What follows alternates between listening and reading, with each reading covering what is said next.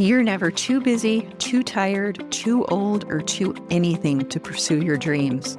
Welcome to the Distracted Dreamer podcast, where you'll learn how to move all those never-ending distractions aside and chase your dreams with confidence.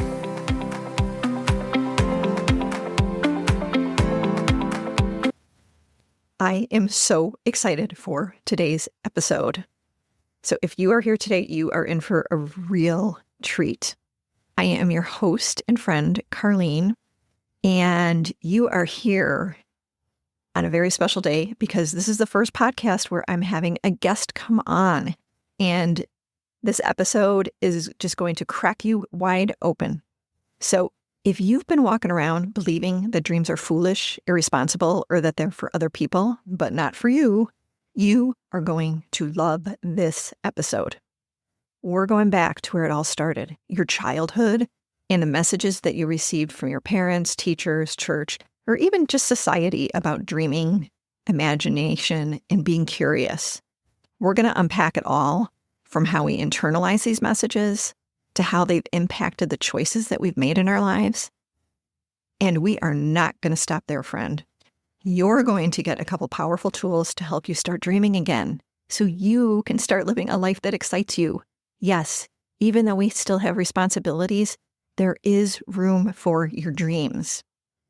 And even more powerful than the tools is the real life stories my very first guest on this podcast is going to share with you today. And I brought her into this conversation because she's a special combination of the real life experience of hearing the message that dreams are foolish, and somehow she figured out how to dream and bring them to life despite that. And add to that her expertise as a counselor who is going to show you how to let go of all those beliefs that aren't serving you. I am thrilled that we get to have a conversation with my dear friend, Becky Stevenson, who brings both heart and humor to the world of counseling. And let me tell you, I've known her for over 20 years. We have raised our families alongside each other. She is a go-getter when it comes to her dreams. She went back to school in her 50s to get her master's in psychology and opened up her own practice called Becky Stevenson Counseling in Franklin, Tennessee. I've put a link to her website in the show notes so you can go check it out. And in her practice, Becky works primarily with women and couples, helping them navigate that messy, beautiful, and unpredictable journey of life and relationships. And as a wife and a mom, and someone who's been around the block enough times to offer some real perspective, Becky has a special gift of making people feel completely seen and at ease, whether it's in her therapy office or just over a cup of coffee. Helping people identify and pursue their dreams could be considered part of her job description. But pursuing dreams in her own life, it didn't always come so easily. So see if these sound familiar to you. Her family valued hard work, strength, and self-sufficiency. And being soft meant you were weak. There seemed to be a lot of things that were for other people. Dreams were tucked away with childhood memories. And it wasn't until she had children of her own and began helping them in the pursuit of their dreams that she invited herself back into the conversation. Seeing how hard she was working to find music lessons or theater lessons or horseback riding or computer programming for her kids, she thought to herself, well, I want to do that too. And so she did, and she still is. All right, so let's jump in. I am so excited you're here today, Becky. Oh, thank you. I'm excited to be here.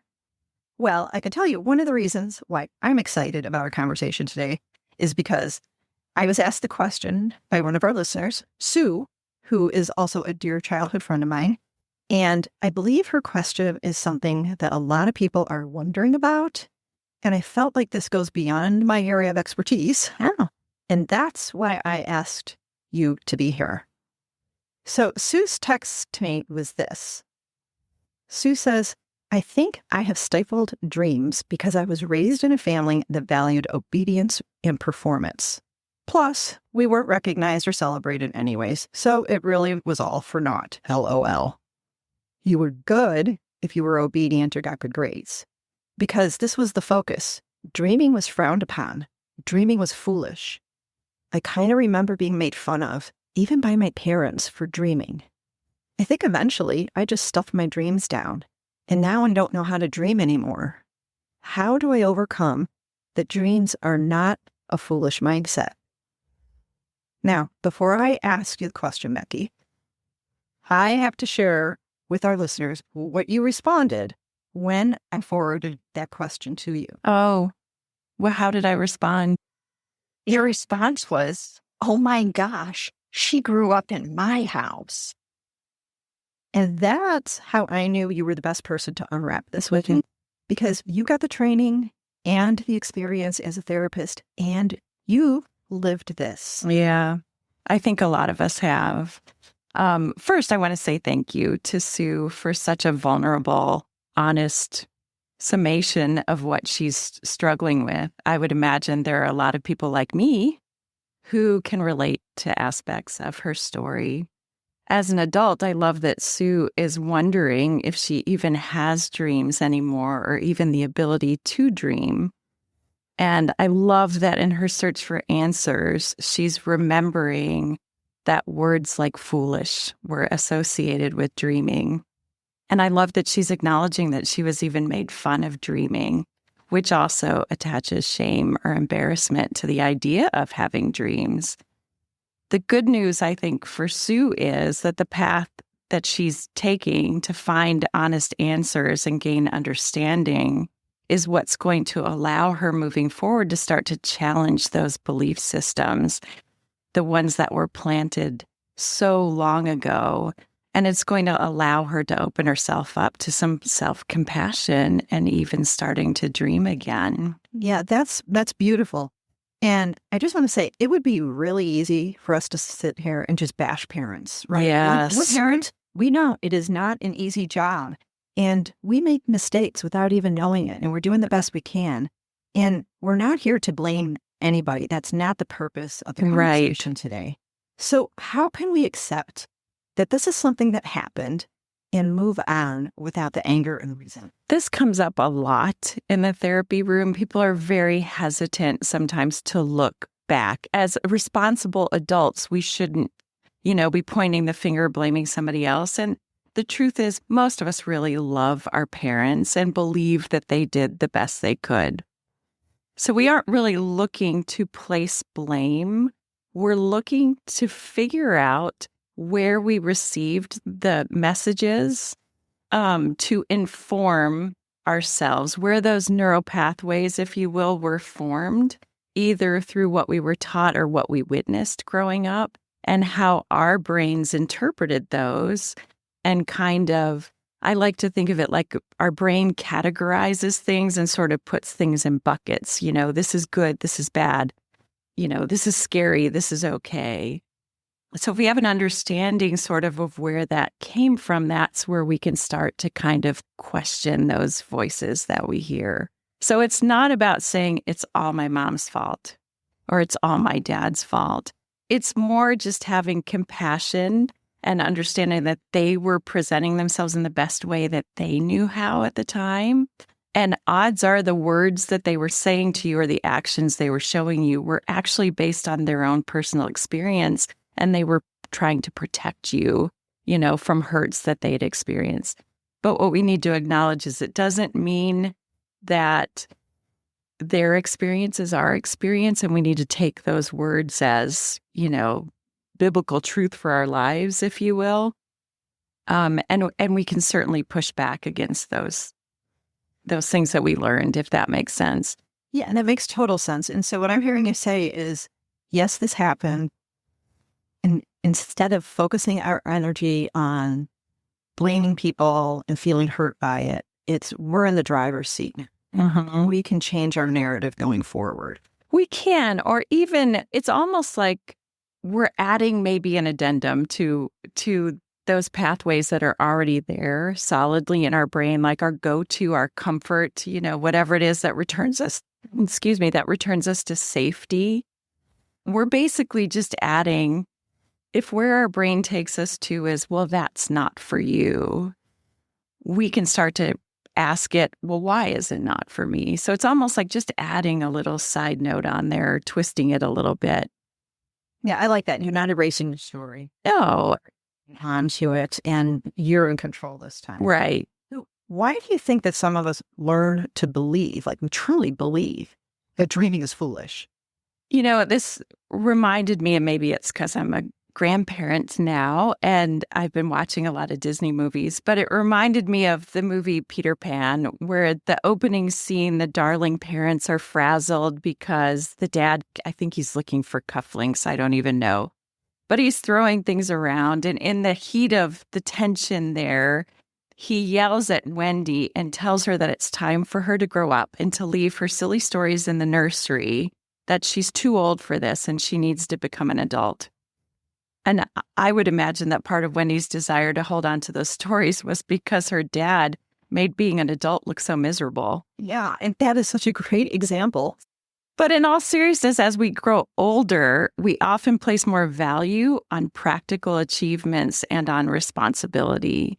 And dreams can feel very impractical or frivolous. So we also face societal expectations to conform to certain standards of what success is. While childhood is often characterized by imagination and wonder, adulthood is often characterized by responsibility and obligation. I so relate to that. I so relate to that when you see your life over so many years and how maybe you were playful in your younger years and now everything is just so darn serious.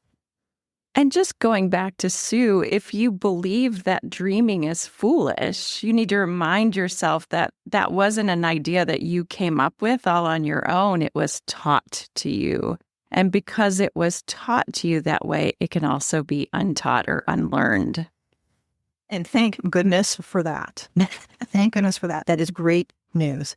And before we get too far ahead, because I know you have so many great nuggets to share with us today, can you explain what happens psychologically when kids are rewarded only for obedience and performance? Hands to us.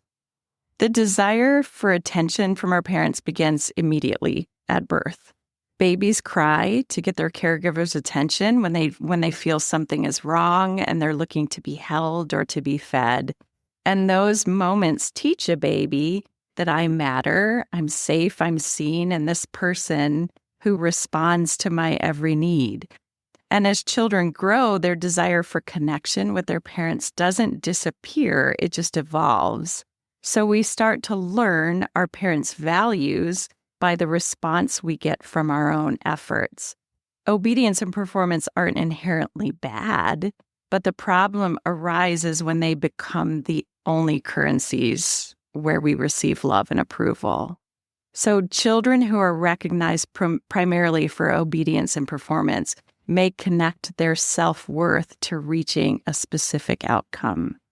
And this can lead to feelings of anxiety or inadequacy when you don't succeed at something. When obedience is prioritized, children may feel pressured to conform to the expectations of other people. And this can lead to a lack of independent thinking, or even worse, a distrust or a shutdown of our own inner voice. If affection and approval are contingent upon compliance, children will look externally for validation. Wow, that's a lot to unpack. And if I'm hearing you right, Becky, love and approval have to be earned. And if a child doesn't get that A or make the team, that love is withheld. Yep. So for a lot of us, we think, oh, well, the damage is done. And maybe so, but like you've said, we can unlearn this. But can you explain a little bit about how these experiences shape how we actually relate to desiring, to understanding our wants, our ambitions later in life? Right. Sometimes as adults, we fear failure so much that we won't even try things anymore. We're almost hardwired to keep things small so that we can control them. Additionally, when difficult things do present themselves, and, we've lived long enough to know they do present themselves, adults can struggle with a lack of resiliency. They may never have learned how to rebound after difficulty or even how to appreciate the growth that can only be found in the times when we fail and have to pick ourselves up again. Some people may even find themselves at the very top of a successful career, having pursued the best grades and a top college and, an important career. But at the end of the day, they may find themselves in a place of feeling a lot of resentment when they've checked all the boxes on the to-do list and still feel unhappy or cynical or miserable or just exhausted.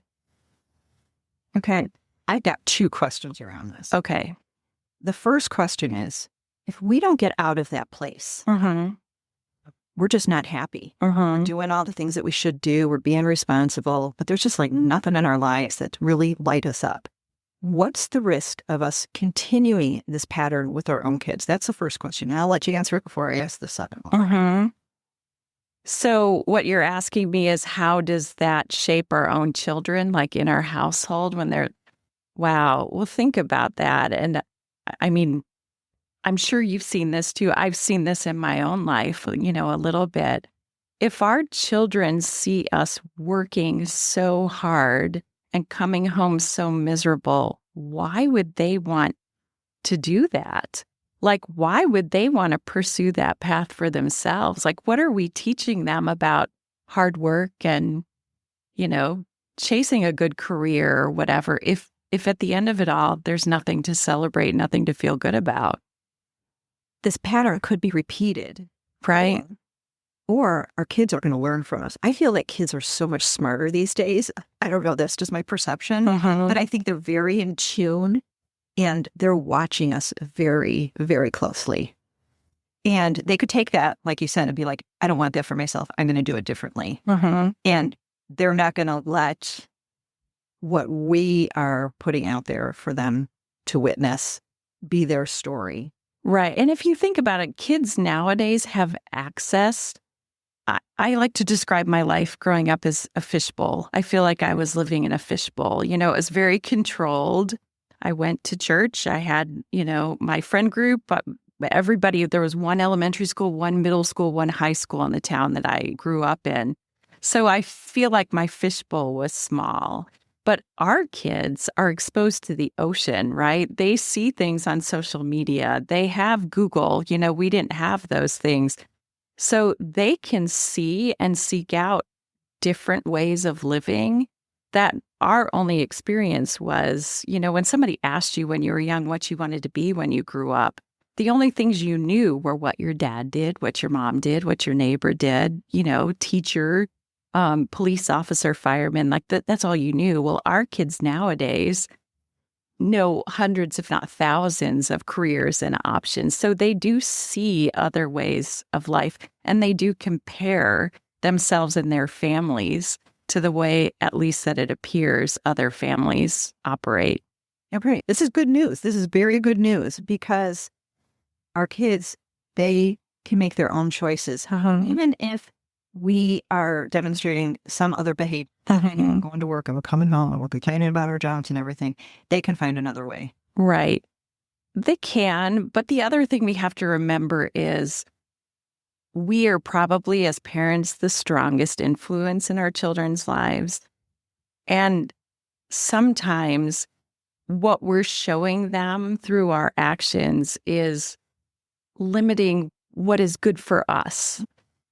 We could see things as, well, that's good for other people, but it's not okay for us. And we can almost force them into that same box of smallness because they can see, well, those people get to do that, but I don't. That isn't, we're working people, or we're whatever we are, whatever that value system is that our parents hold. So they can still limit themselves. But yeah, there's definitely more options out there to observe different. Yes. And there's also coaching and therapy that can help them through these. And that leads me to the second question is, if we don't get out of this place that we're in, where we're just performing, we're just paying the bill, how is this linked to adult anxiety and depression? One of the saddest things that I hear when people come into my office is, this is who I am. How do I adapt to that? It's almost like, how do I lower my expectations for my life? We weren't meant to stay stuck. There is nothing, I guess if you look at your life like a story, like you're writing a book, we play the villain in our own stories. These voices that we hear in our heads that keep us so limited or keep us so stuck in things that aren't making us happy or feeding us in any way, that voice becomes our own. So it's like if we stay stuck in that same place, you are going to wind up miserable and disappointed and kind of sad, feeling like a victim of your own life. So what would you say to adults now who are in this place? Well, I suppose it depends on what's going on in their lives and how broadly this affects them. But one of the things, going back to your podcast even, is finding inspiration to start dreaming again and to start looking at what does fill them up, what does spark joy in their lives. Because for so many of us, we have this to-do list in front of us, and we think if we get through the to-do list, that's what's going to make us feel good. But it doesn't necessarily make us feel good. Yeah, we may have knocked everything off, and it might feel good to check the boxes on a list. I like doing that too. But is it really bringing us joy? So there are definitely some things that I ask people to start incorporating into their daily routine, to start looking for those moments of joy, if you will. Okay. So what are some of the first steps that someone can take to safely start dreaming again? I think as adults, we kind of lose our sense of curiosity. That's kind of a word that goes away in adulthood. So I would say get curious about you, about yourself, like identify what matters to you. Do relationships matter to you? Does learning, does adventure? Write down things that you enjoy, that feel important, even remembering things that you once wanted to try. You're not looking for a to-do list or answers necessarily. You're just looking for self-discovery. Some things you can do would be to seek inspiration from real people who have kind of found their passions. Read books about them, watch TED Talks about them, surround yourself with friends who are trying new things or chasing their own dreams, because I think it's contagious. Find some friends and create a bucket list of things you can try or do together. And I think you and I are such a great example of this, not to toot our own horns here, but you and I have really stretched ourselves, especially like I'd say in the last 5 years. You went back to school and got your master's, and, we both moved to a different state. We have totally upped the game on taking more vacation. Yes, we have. And finally doing the things and giving ourselves permission to be playful and do something new. Right. Definitely keeping it playful, keeping it fun. What else if people are kind of stuck up in their heads? One thing that you can do that I have found a lot of success with is having adults look at old photos of themselves as a child or old videos, right? But if you look back at those, really stop and sit and look at yourself in those photos, not just flip through the pages, but make eye contact with yourself in those photos. It almost transports you back to that time. And sure, there's context, now, things you didn't know then. So kind of what's going on or whatever, but it allows you to connect with that part of yourself that still exists, to remember how you felt in those moments, what you dreamed about, what you wanted to be like when the whole world was open to you, right? So I have found that if someone can take just one of those photographs that you really connect with for some reason, you remember that little girl, you remember how you felt that day, and put it somewhere where you see it often. I even talk to myself sometimes and even say the words to her that maybe I wish somebody had said to me then, but I'm telling her now. I've been noticing on social media that there's been a lot of conversation about talking to your younger self, finding that playful, fearless, curious child. And it seems to be something that we're all craving. So I've seen people literally they send emails, it's part of their marketing for whatever they're doing. They write a letter to themselves and they share it with the thousands of people on their email list. And they're so beautiful. and transformative. And I've been thinking, I really want to sit down and write a letter to myself. Mm-hmm. I actually did that a few years ago, wrote a letter to myself. I picked an age, and it actually was associated with a photo that I had. I want to say it was probably 10 or 11 at the time.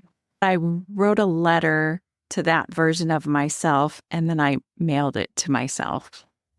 And what did that feel like to get it and open it and read it again? It was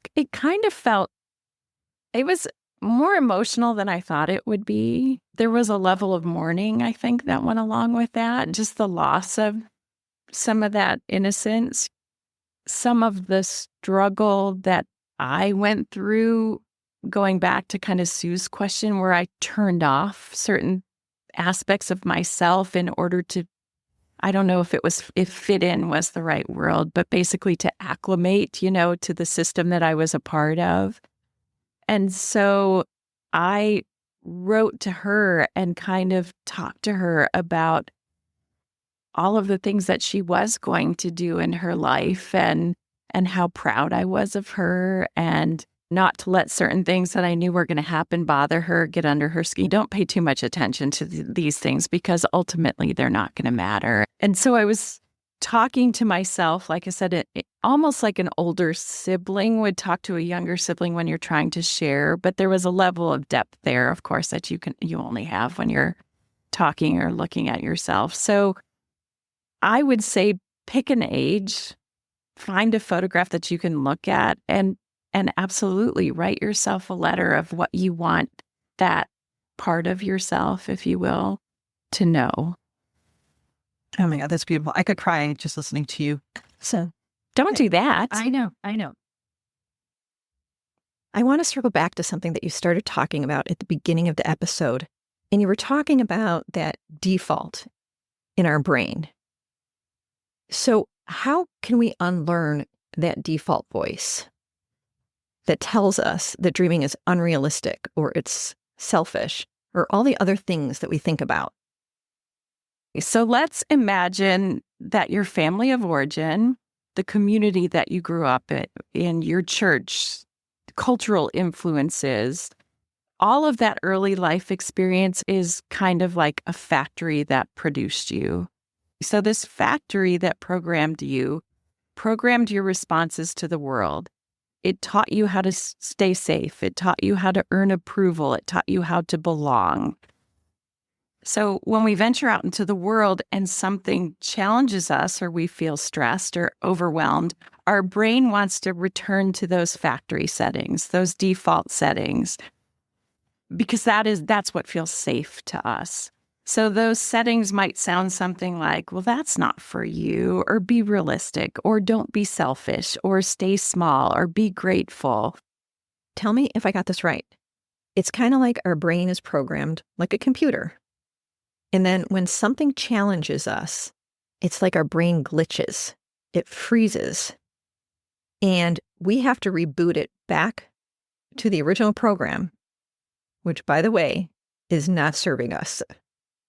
Exactly. That's exactly right. So, like, an easy example for me to give to you that is relevant to you and I, it's like, let's pretend you went out to your mailbox, you bring in the pile of bills, you throw it on the table, and a travel catalog catches your eyes. Maybe it's National Geographic or Adventures by Disney. And being curious, you start to flip through the pages and something catches your eye. For me, it's always elephant. I don't know. I have a thing for elephants and always have. But so maybe it's a family in Africa who's watching elephants bathe in a nearby stream of water. And you feel this little spark inside for a minute. And just this fleeting thought of, I want to do that, kind of comes and goes. That's almost like an alarm system to our brain. Wait a minute, stop what you're doing. Default to factory settings. That's not for you. You could never do that. How frivolous is that? You'd probably get malaria. Whatever it is that our default tells us to keep us safe and keep us small. It's not our brain trying to ruin our fun. It's just trying to return us to the familiar and what feels safe to us. But here's the thing. We're not in the factory anymore. So what we need to do is hang on to those little sparks of excitement that we feel. We need to catch them and we need to lean into them. Those voices in your head, the same ones that told Wendy, it was time to grow up, no more flying to Neverland with Peter Pan, those voices don't belong to you. What if we start to insert a different voice, a voice that is our own? Okay, so I want to revisit your initial comment to Sue's question, which was, oh my gosh, did she grow up in my house? Now, I've watched you for many, many years go after your dreams despite that. Yeah. So tell us about one of those dreams and how you unlearned that voice of dreams being silly or unrealistic. How did you find the courage to move forward? Well, I think anybody who knows me for any length of time knows what a significant role my grandparents played in my life. My maternal grandmother and grandfather actually passed away 1 year and 1 day apart from each other. My grandmother at one point shared a story about my grandfather, and she asked me never to tell anyone. So here I'm never telling anybody on your podcast. My grandmother shared with me, okay, let me set the stage a little bit. Music was huge in my grandmother's house. We went to sleep at night listening to the record player. At Christmas time, my grandfather and I would sit on the fireplace and sing Christmas songs together. We stood next to each other in church every Sunday and sang hymns together. Music was integral, but music was one of those things that we were allowed to enjoy it, but the actual creation of music was for other people. Does that make sense? So like my family could listen to music, enjoy it, sing, but we didn't perform music. We didn't learn how to play instruments. Those were things that were for other people. At least that's the way my young brain in that information.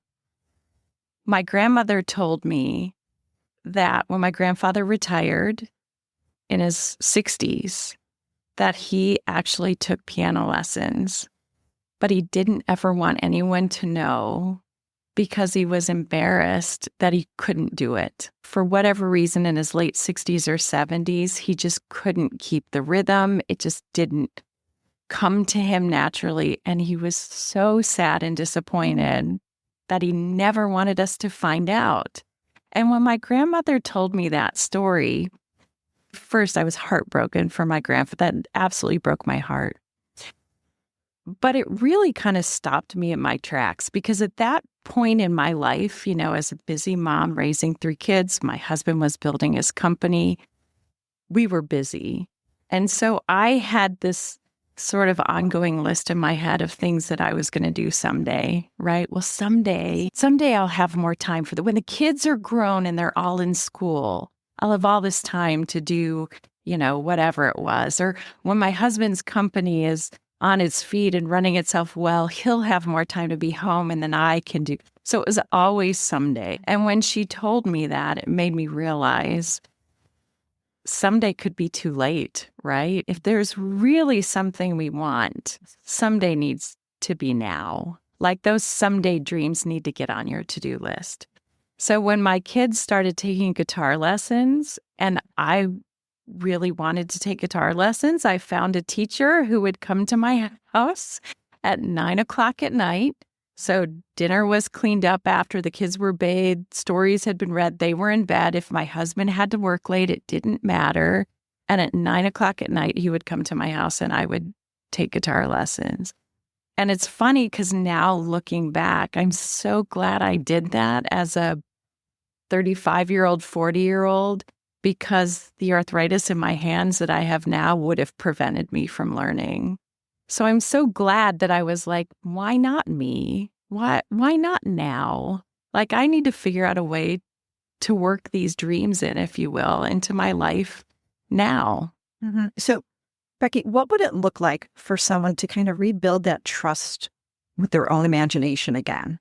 That they could find it, that they could take that next step? Oh, gosh. Well, sticking with our Peter Pan thing, I feel like I should say faith, trust, and pixie dust. And maybe there's a little bit of truth in that. You might feel a little rusty at first. After all, your imagination may have been asleep for a while. But really, it's about challenging your thoughts. When your instinct says that's not for me, push back and say, well, why isn't it for me? Instead of saying, I could never, ask yourself, well, what if I did? So it's really just a matter of recognizing when that default system kicks in and starting to question it a little bit more. I can't remember if I shared this already, but have you ever been out to dinner with a group of friends and everybody's talking about the vacation they just got back from, or maybe somebody's talking about how they went to school or got a coaching license or whatever it is, and you are so excited for them. Like, that is so cool for them that they had that experience, right? And then you get in the car and you're on your way home and you're talking with your husband and you're like, I could never do that. Like, I could never go back to school. We could never take off 2 weeks to go on a big vacation or whatever. Well, my Italy dream. I want to go to Italy for at least 3 months, maybe 6 months. Yes, and I am sitting here, I am dreaming the dream, and I've been dreaming it for like a decade now. But I actually think about doing it, and I'm like, I can't actually do that because I get homesick after 5 days of vacation. I don't know that I could stay in Italy and do all the things that I want to do there. I want to be that person. And maybe someday I'm going to push myself to do that. Yeah, and here I am. I just caught myself. I'm pulling the someday thing here. And I can't wait for someday. And I feel like I need to make a plan to do that and to set my life up so that I know it's okay for me to step away from my life here for 3 months. Everybody else is going to be fine without me. And I can go have this experience of a lifetime because I don't want to be that person who gets to a certain point in my life and goes, I wish I would have done this when I could have done it, when I was healthy enough to do it, when I had the resources to do it. I don't want to be the person that says, I just wish I would have done it. Okay, so switching gears a little bit. You've already given some good tools for people to use, but do you have any other go-to exercises or prompts that you use with your clients to help them reconnect with what they want? I think it's a lot easier for us to define what we don't want initially than what we do. So sometimes just a little exercise that I do with clients, I just take a piece of paper, we write a line down the center, and we start with the don't column. And we say, okay, what are the things that you don't want in your life? Most people can say, I don't want to cook dinner tonight. I don't want to have debt. I don't want to be overweight. These are all pretty common things people say. I don't want to work this hard and feel like I'm getting nothing out of it. I don't want there to be separation between myself and my siblings, whatever it is.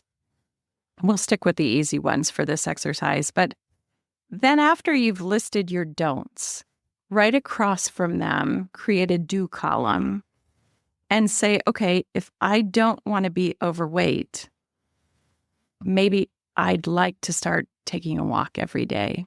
I don't want to cook dinner tonight, so maybe I'm going to ask my husband on a date. I don't want to have debt. Well, maybe at this point in my life, I need to invite someone into that, maybe somebody who's smarter than me about finances. So I'm going to pursue a financial advisor to help me get things in order.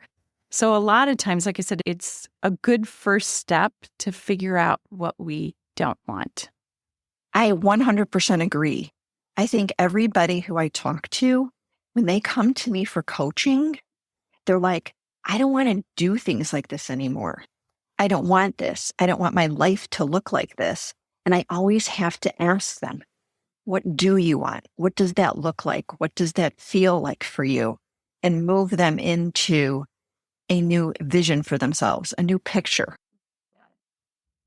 Now, for someone who's listening who says, but I don't even know what I want, where do they start? I would encourage them to start small. It doesn't have to be a 3-month trip to Italy where they start. That doesn't have to be their launch. It can be if they want it to be, but it doesn't have to be. So we'll set small goals. Like if your dream is to travel, maybe you visit someplace new that's a drive away for a long weekend.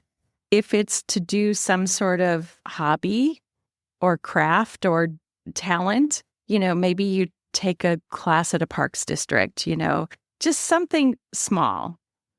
Maybe if it's even something like I want to invest in friendships and build more community, maybe it's just inviting a friend, somebody you haven't talked to in a while, maybe somebody you met at the gym that, you have nice conversations when you're there, invite them to coffee.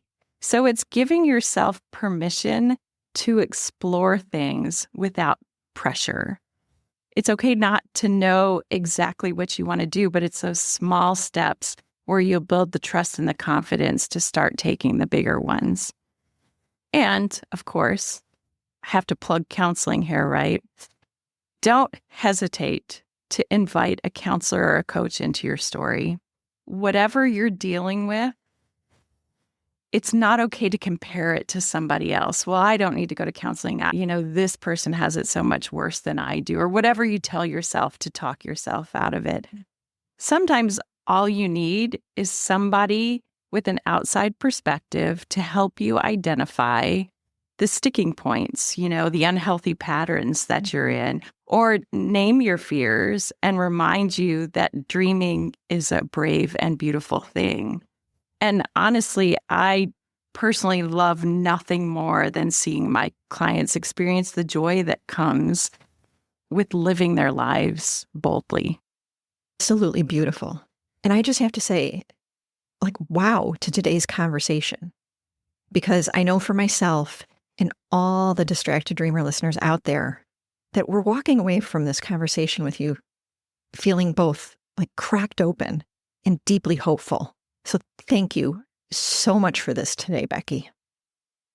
And it's easy to think of dreaming as something that we left behind with our childhood toys. But the truth is, it's never too late to remember who we are and what lights us up. So I want to kind of put a bow around everything here. And here are 5 things that I'm taking away from this conversation. The first one is you didn't come up with the belief that dreaming is foolish on your own. I think that is so powerful. We think that the thoughts that we have are our own unique thoughts. Right. But actually, most of the thoughts in our head, they are fed to us, right? They come from someplace else. But we latch onto them and we own them like they are ours. So I think that is really, really powerful. We did not come up with dreaming as foolish on our own. Right. Another takeaway I have is that strict performance-based childhoods, it can really limit the creativity and the self-trust. So if you're not trusting yourself, there's a good reason why you're not trusting yourself. But as you said, there are small steps that you can take every single day to start building that trust again. The third thing that I'm taking away is that dreaming, again, starting over, right? It starts with being curious. It's not about being certain. Right. Dreams are a bunch of uncertainty, and that's okay. You just have to be curious. And this next one, I always like to tap into kind of the neuroscience behind what's going on in our brains. So that was really, really helpful when you talked about how your brain is wired to protect you. We're not wired to dream. We're wired to survive, keep ourselves safe. Right. And so we have to work really, really hard to override that default. So it's not your fault. It's just the way that we're all wired. Yep. And then the fifth thing I'm taking away is when you were talking is I was just thinking imagination is actually a muscle and it remembers. So if you start engaging your imagination again, it's like after you don't work out for a while and then you go back and you're like, oh, this is kind of hard. It's kind of sore. It kind of hurts. Oh, I don't want to go tomorrow. But then you start doing it and you're actually like, how did I ever not do this? Yeah. And that's what I think imagining again is. It's that muscle that you're going to wonder, how did I ever live without it? I think the 6th takeaway is that you and I need to sit down and revisit our family bucket list again. Yes. And update it with some new things for us to try and adventures for us to go on together. And if you go to Italy, I'm coming to visit you. You're going to be there with me for 3 months. What are you talking about? There you go. Okay. Now, if you are walking away from this episode with one truth, let it be this: dreaming is not foolish. It's a form of remembering who you were before the world told you to shrink. And you're allowed to want things. You're allowed to try. And you are absolutely allowed to change your mind and change your life one little dream at a time. So go grab a notebook, pull out an old photo of yourself as a kid, or make that don't do list that we talked about, and just take one small step to reconnect with the part of you that still dares to dream. And if you're feeling really bold, I'd love to hear from you. Hit that send Carlene a text link in the show notes to share your ahas or your first little dream that you're going to reclaim. And of course, a big, big thank you to you for sharing your wisdom and your heart today. And you can find Becky and learn more about her practice by clicking on the link in the show notes to her website. And until next time, remember, dreaming isn't foolish, it's sacred. And you, my friend, are worthy of joy, creativity, and a life that feels like your own. Thank you so much for listening, and I will be back next week to welcome you to our next conversation. Oh, and one more thing. This is the legal language. You know, the stuff that the lawyers put together, and they say that I need to read this to you. So here we go. This podcast is presented solely for educational and entertainment purposes. I'm just your friend. I'm not a licensed therapist. This podcast is not intended as a substitute for the advice of a physician, professional coach, psychotherapist, or other qualified professionals. Got it? Good. I will see you in the next episode.